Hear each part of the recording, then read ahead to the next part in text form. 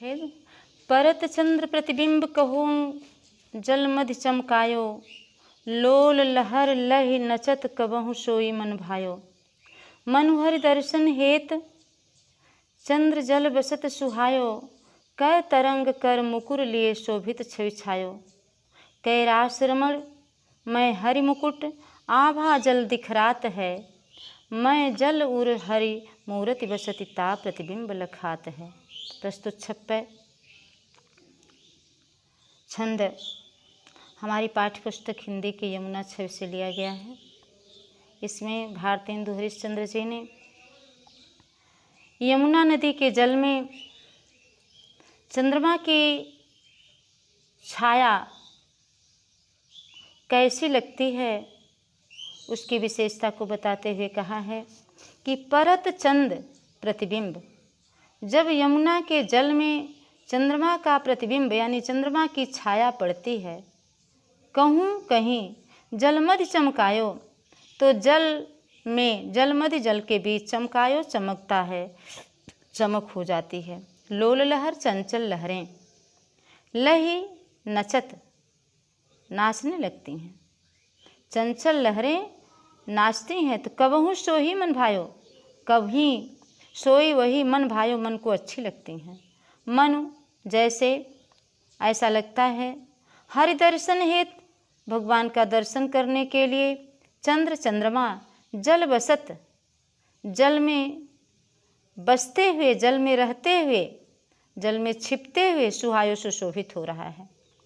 कै तरंग कर मुकुर लिए, कै या तरंग कर हाथ रूपी तरंगों से, ए तरंग रूपी हाथ से, मुकुर लिए शीशे को लिए हुए, यानी तरंग रूपी हाथ में शीशे को लिए हुए शोभित माने सुशोभित हो रहा है, छवि छायो सुंदर लग रहा है।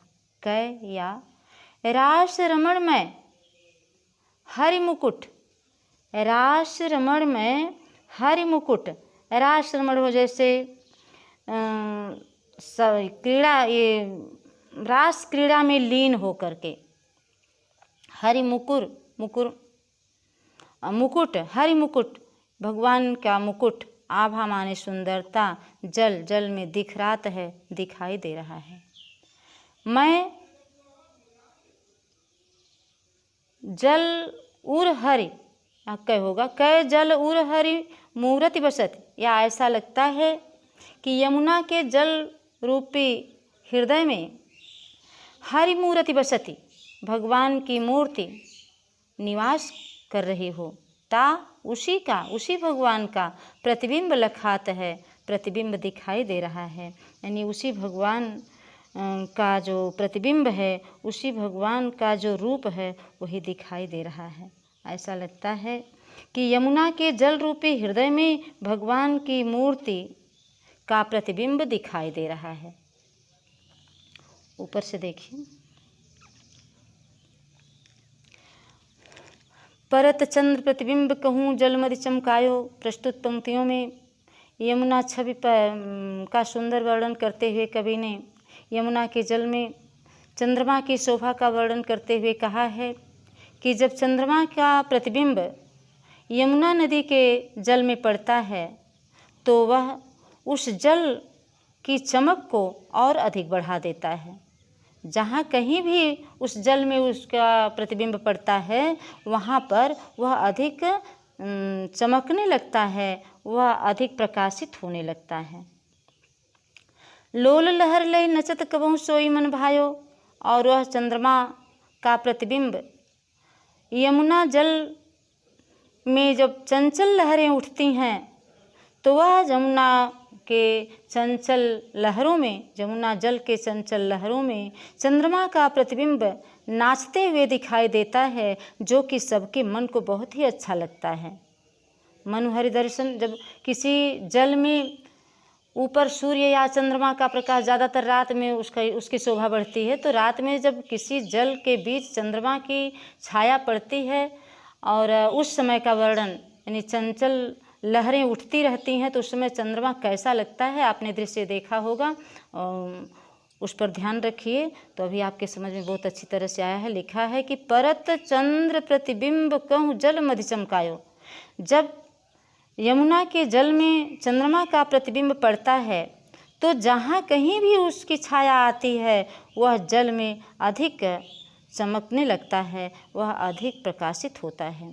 और जल की चंचल लहरें जब उठती हैं तो उन लहरों के बीच चंद्रमा की छाया नाचते हुए बहुत ही मन को अच्छी लगती हैं, बहुत ही सुशोभित होती हैं।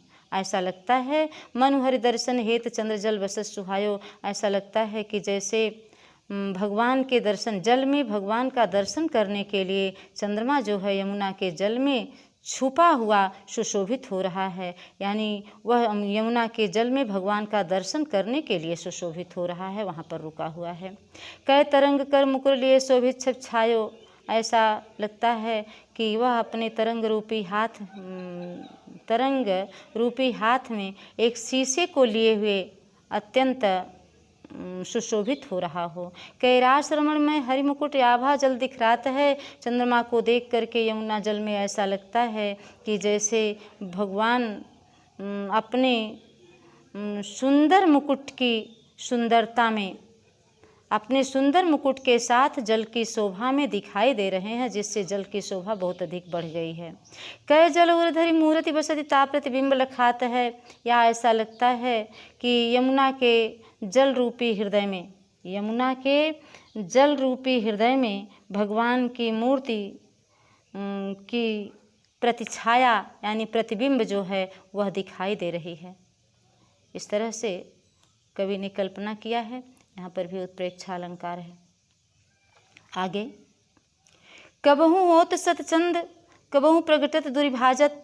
चंद्रमा की क्रीड़ा यमुना के जल में कैसे हो रही है, वह क्या क्या क्रिया करता हुआ दिखाई दे रहा है, उसका वर्णन किया गया है। कबहू होत सतचंद, सतचंद सैकड़ों चंद्रमा, जल में लोल लहर यानी चंचल लहरों के साथ चंद्रमा जब दिखाई देता है तो कभी ऐसा लगता है कि उसकी संख्या बढ़ के सतचंद सैकड़ों चंद्रमा है। कबहू प्रगटत दुर्भाजत, कभी प्रकट होता है यानी दिखाई देता है, और कभी दुर्भाजत छिप करके भाग जाता है। दूर माने दूर हो जाता है, छिप जाता है। पवन गमन, हवा चलने पर बस प्रतिबिंब रूप, बिंब रूप छाया के रूप में जलमय बहुसाजत, जल में अनेक प्रकार से साजत माने सुशोभित होता है। जब हवा चलती है तो हवा चलने के कारण चंद्रमा का प्रतिबिंब जो है वह अनेक रूप में जल में सुशोभित होने लगता है। मनु जैसे उसे देखकर ऐसा लगता है कि सस्य चंद्रमा भरी अनुराग प्रेम में यमुन जल लोटत डोले, यमुना के जल में लौटते हुए डोल रहा है। मनुष्य से भरी अनुराग जमुन जल लोटत डोले। ऐसा लगता है कि जैसे चंद्रमा यमुना के जल के प्रेम में हो करके यमुना के जल में लौटते हुए डोल रहा हो। कै या तरंग की डोर हिंडोरनी करत कलोले, या ऐसा लगता है कि जल की तरंग रूपी डोर में झूलते हुए वह किलोले कर रहा हो यानी प्रसन्नचित हो रहा हो, आवाज़ कर रहा हो। कह बालगुड़ी नभ में उड़ी, कवि ने कल्पना किया है चंद्रमा को देख करके ऐसा लगता है कि जैसे बालगुड़ी माने होता है बच्चों की पतंग, जो बच्चे पतंग उड़ाते हैं। बालगुड़ी माने बच्चों की पतंग नभ में उड़ी, नभ आकाश में उड़ रही हो, अशोभत सुशोभित हो रही। इत उत धावते, इधर उधर दौड़ते हुए। इतु जैसे पतंग उड़ता है, बच्चे हाथ में ले करके बांध करके उसको उड़ाते हैं, तो पतंग इधर उधर ऊपर जा कर के घूमती रहती है। उसी तरह से यमुना के जल में चंद्रमा की छाया को देख करके, चंद्रमा की परछाई को देख करके कवि ने कल्पना किया है कि ऐसा लगता है कि यमुना के जल में बच्चों की पतंग आकाश में उड़ते हुए दिखाई दे रही है और वह इधर उधर दौड़ते हुए सुशोभित हो रही है।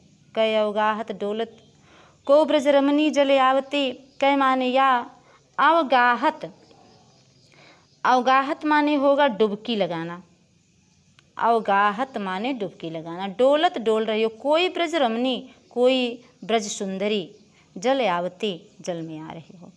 ऐसा लगता है कि जैसे ब्रज की सुंदरी, कोई ब्रज की सुंदरी जल में आ करके डुबकी लगा रही हो, स्नान कर रही हो चंद्रमा को देख करके, ऐसा आभास होता है।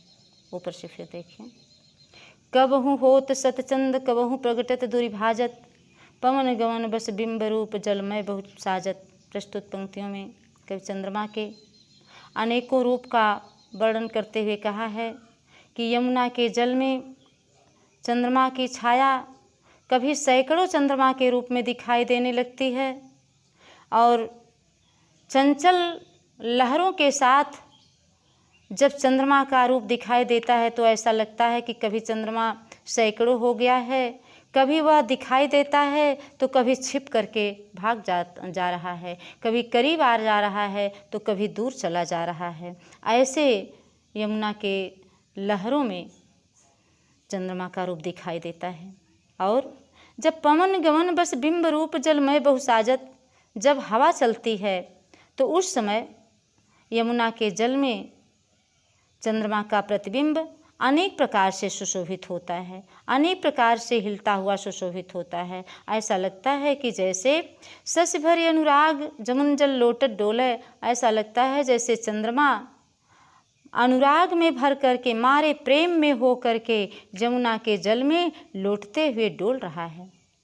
जब जल हवा चलती है तो जल में चंद्रमा की परछाई देख करके कवि ने कल्पना किया है कि ऐसा लगता है कि जैसे चंद्रमा मारे प्रेम में, यानी शशि भरी अनुराग जमुन जल लोटत डोले, चंद्रमा अत्यंत प्रेम में भर करके जमुना के जल में लौटते हुए डोल रहा है। कै तरंग की डोर हिडोरन करत कलोले, या ऐसा लगता है कि जल के तरंग रूपी डोर में वह चंद्रमा झूला झूल रहा है और कलोलें कर रहा है, यानी शोर कर रहा है। कै बाल गुड़ी नभ में उड़ी सोहत इतुत धावती, कभी कह रहा है कि उसे देख करके कभी यह भी कल्पना करता है कि आकाश में चंद्रमा को देखकर, यमुना के जल में चंद्रमा को देख करके ऐसा लगता है जैसे बच्चों की पतंग आकाश में उड़ रही हो और उड़ते हुए वह इधर उधर दौड़ रही हो, ऐसे सुशोभित हो रहा है चंद्रमा यमुना के जल में। कै अवगाहत डोलत को ब्रज रमणी जल आवती, या ऐसा लगता है जैसे कोई ब्रज की सुंदरी जल में आकर के स्नान कर रही हो और वह बार बार डुबकी लगा रही हो। ऐसे डुबकी लगाते हुए, जल में स्नान करते हुए वह सुशोभित हो रही हो। कवि ने कल्पना किया है जमुना जल में चंद्रमा की छाया का। अब यहीं पर आज का कार्य आपका समाप्त होता है।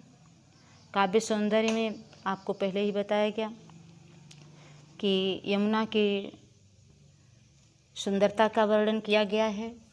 यमुना के जल में चंद्रमा की छाया का मनोरम चित्रण है और अनुप्रास तथा उत्प्रेक्षा अलंकार का प्रयोग हुआ है। इसमें यह छप्पय छंद है और ब्रजभाषा का प्रयोग हुआ है।